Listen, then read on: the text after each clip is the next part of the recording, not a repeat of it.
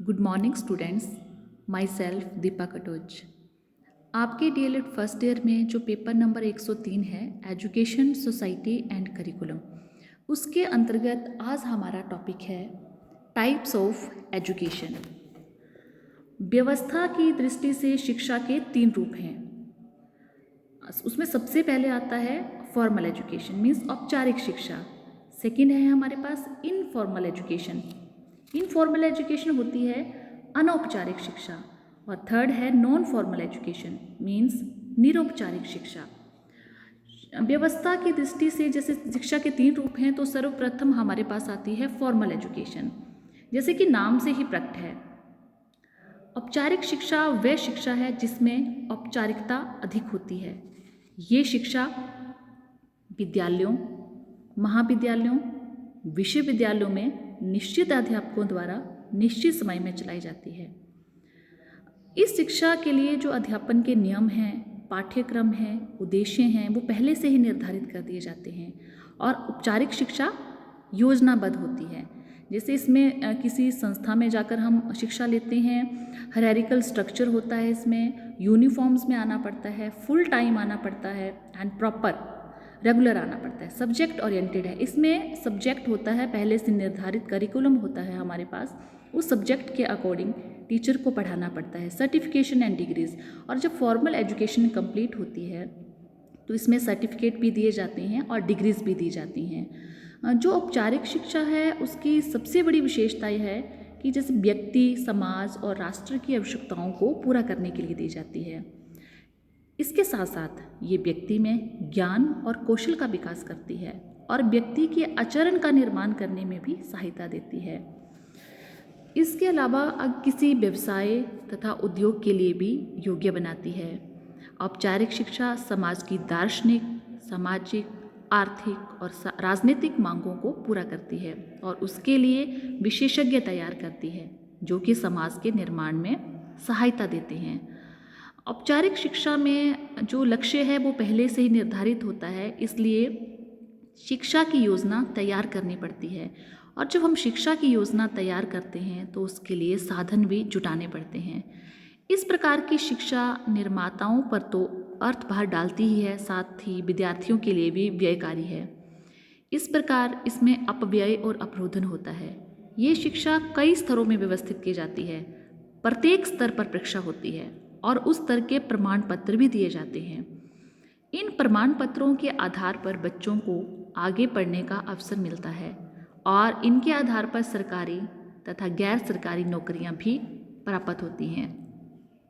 इस प्रकार इसमें उद्देश्य, शिक्षण विधियां, पाठ्यक्रम, समय, स्थान, विद्यार्थियों के मानसिक स्तर आदि सभी पहले से निश्चित होते हैं।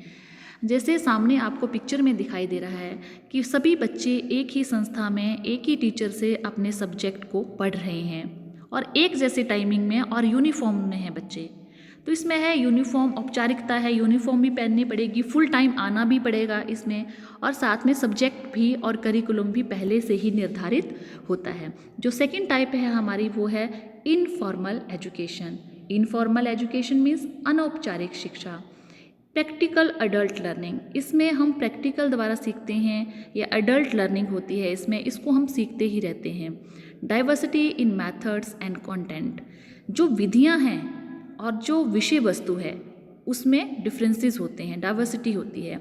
मोबिलाइजेस लोकल रिसोर्सेज, जो हमारे पास लोकल साधन हैं वो भी होते हैं। विल्ट ऑन लर्नर्स पार्टिसिपेशन, इसमें जो लर्नर हैं उनकी पार्टिसिपेशन के ऊपर ये शिक्षा सीखी जाती है। Real life examples of learning, informal education में जो हमारी रियल लाइफ में घटित हो रहा है उसके द्वारा भी हम बहुत कुछ सीखते हैं। जैसे अनौपचारिक शिक्षा का हम देखें तो ये शिक्षा माता के गर्भ से ही आरंभ हो जाती है।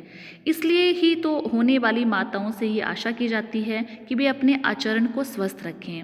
जैसे हमारे सामने अभिमन्यु का उदाहरण सभी ने सुना होगा कि उसने माँ के पेट में ही चक्रव्यूह को भेदने का या चक्रव्यूह में घुसने का साधन जुटा लिए थे।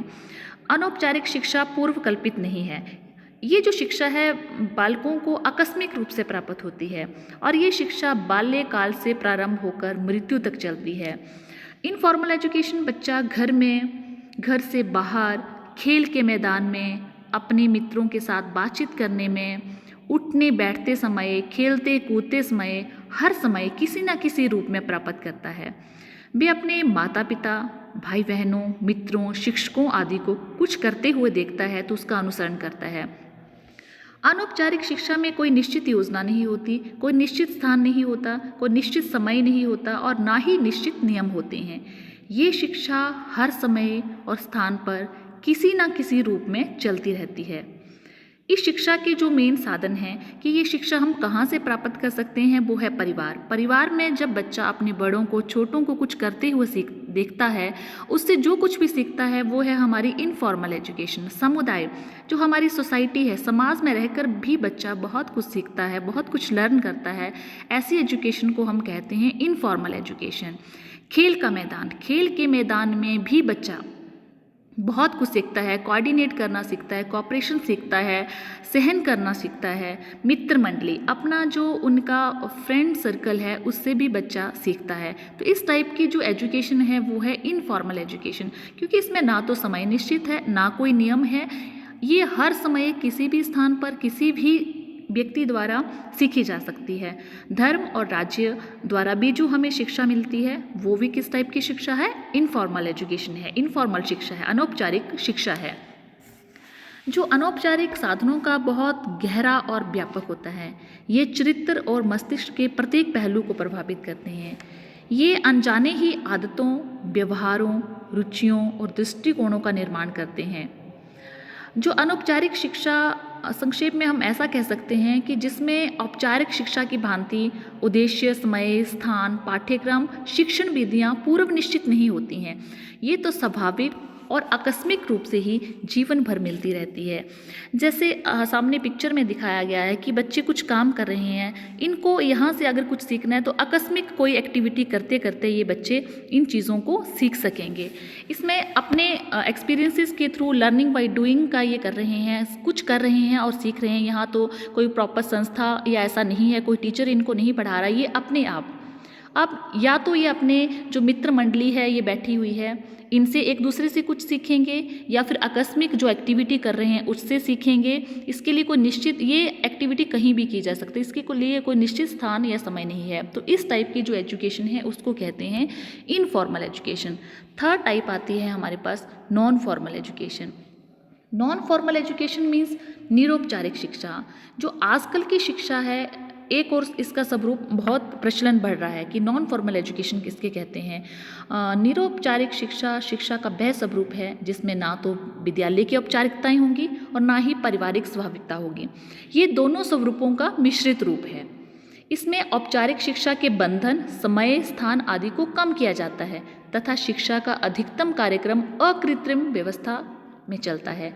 ये पूर्व निर्धारित औपचारिकताओं के विरुद्ध है, किंतु पूर्ण रूप से अनौपचारिक भी नहीं है, क्योंकि इसमें टाइम, समय निश्चित नहीं है। लेकिन इसमें बहुत बड़ा इसका एग्जाम्पल मैं आपको एक देती हूँ कि जो शिक्षा है इसके जो साधन हैं, जैसे हम इक्डोल से या इग्नू से किसी भी टाइप की शिक्षा प्राप्त करते हैं तो उसके लिए निश्चित समय हमारे पास नहीं है कि हमें 10 से 4 ही क्लासेस लगानी है। हम कभी भी कोई भी वीडियो लेक्चर्स या किसी भी बुक के थ्रू इस शिक्षा को ग्रहण कर सकते हैं, या हम एक्सपीरियंसेस के थ्रू इसको ग्रहण कर सकते हैं। जो रेडियो है, दूरदर्शन के कार्यक्रम के माध्यम से ये शिक्षा दी जाती है। तो ये पूरी तरह से फॉर्मल नहीं है और हम इसको इनफॉर्मल भी नहीं कह सकते, क्योंकि इसमें भी हमें सर्टिफिकेट और ये सारी चीज़ें दी जाती हैं। लेकिन ऐसा नहीं है कि बच्चे को एक निश्चित संस्था में जाकर निश्चित समय में ही वो सारी चीज़ें सीखनी पड़ेगी। इसमें है जैसे निरौपचारिक शिक्षा में औपचारिक शिक्षा से बाहर जो सामाजिकरण कौशल की अधिगम प्रक्रिया है, ये वेरी लॉन्ग प्रोसेस है। इसमें ऐसा नहीं है कि एज लिमिट है, लंबे समय तक हम इसको सीख सकते हैं। लर्निंग फ्रॉम एक्सपीरियंसेस, जो हमारे अनुभव होते हैं उनके द्वारा भी हम सीख सकते हैं। लर्निंग फ्रॉम होम, हम घर से भी सीख सकते हैं। लर्निंग फ्रॉम एनवायरनमेंट, एनवायरनमेंट का मतलब है यहाँ पे जो आसपास का माहौल है, जो घटनाएं घटित होती हैं उनसे भी हम सीख सकते हैं। लर्निंग फ्रॉम वर्क, कुछ ना कुछ काम कर कर भी हम इस शिक्षा को ग्रहण कर सकते हैं। जो हमारी नॉन फॉर्मल एजुकेशन है, इसके कुछ इम्पॉर्टेंस भी है, इसके कुछ महत्व हैं। जैसे ये शिक्षा उन लोगों के लिए अधिक उपयोगी है जिन्होंने बीच में ही अपनी शिक्षा छोड़ दी है और बाद में उसकी आवश्यकता अनुभव करने लगते हैं। जैसे कामकाजी महिलाएं हैं, पुरुष हैं, घरेलू नौकर हैं, किसी कारण फाइनेंशियल या किसी कारण छोड़ देते हैं शिक्षा को, बीच में ही स्कूल नहीं जा सकते हैं, स्कूल की फीस नहीं भर सकते हैं। तो नॉन फॉर्मल जो एजुकेशन है ये उन लोगों के लिए बहुत ही इम्पॉर्टेंट है, बहुत ही आवश्यक है, क्योंकि इस शिक्षा को कभी भी स्टार्ट किया जा सकता है, कभी भी हम इक्डोल से या इग्नू से हम अपनी स्टडी को कंटिन्यू कर सकते हैं। ये जो शिक्षा है ये जानबूझकर व्यक्ति को प्रदान की जाती है जिससे भी अपनी क्षमता के अनुसार आगे बढ़ सके। जैसे कई बार को बीच में ही स्टडी छोड़नी पड़ी और कोई छोटी जॉब कर लेता है, लेकिन बाद में उनको लगता है कि मुझे अपनी पोस्ट को बढ़ाना है, मुझे आगे बढ़ना है, तो उन व्यक्तियों के लिए भी ये शिक्षा बहुत महत्वपूर्ण है। और एक इसकी बहुत ही बड़ी इंपॉर्टेंस है, बहुत बड़ा महत्व है कि इस शिक्षा में खर्च कम होता है और लाभ के सिद्धांत पर आधारित है। इसमें बहुत कम खर्च होता है। इसके द्वारा सीखने के नए अवसर मिलते हैं और ये अवसर सभी क्षेत्रों में समान रूप से किए जाते हैं, जैसे साक्षरता है, स्वास्थ्य है, खेती है, परिवार आदि के क्षेत्र में। इसके साथ इसकी बहुत बड़ा महत्व ये है कि इस शिक्षा में कोई भी आयु बंधन नहीं होता, किशोर, युवा, प्रौढ़ सभी से प्राप्त कर सकते हैं। जैसे भारतवर्ष जैसे देश के लिए निरौपचारिक शिक्षा का बहुत ही ज़्यादा महत्व है, क्योंकि हमारे देश में निरक्षर लोग बहुत हैं और प्रजातंत्र प्रणाली तक सफल नहीं हो सकती जब तक शिक्षित लोगों का बहुमत नहीं होगा। ये सुविधाजनक शिक्षा व्यवस्था है और राष्ट्रीय विकास के लिए श्रेष्ठ प्रणाली है। अब ये है कि निरौपचारिक शिक्षा जो है, नॉन फॉर्मल एजुकेशन है, इसको हम इसके साधन कौन कौन से हैं, एजेंसीज कौन कौन सी हैं, इनको हम कहाँ कहाँ से सीख सकते हैं। एक तो है हमारे पास ओपन स्कूल एंड यूनिवर्सिटीज़, मुक्त विद्यालय एवं विश्वविद्यालयों द्वारा।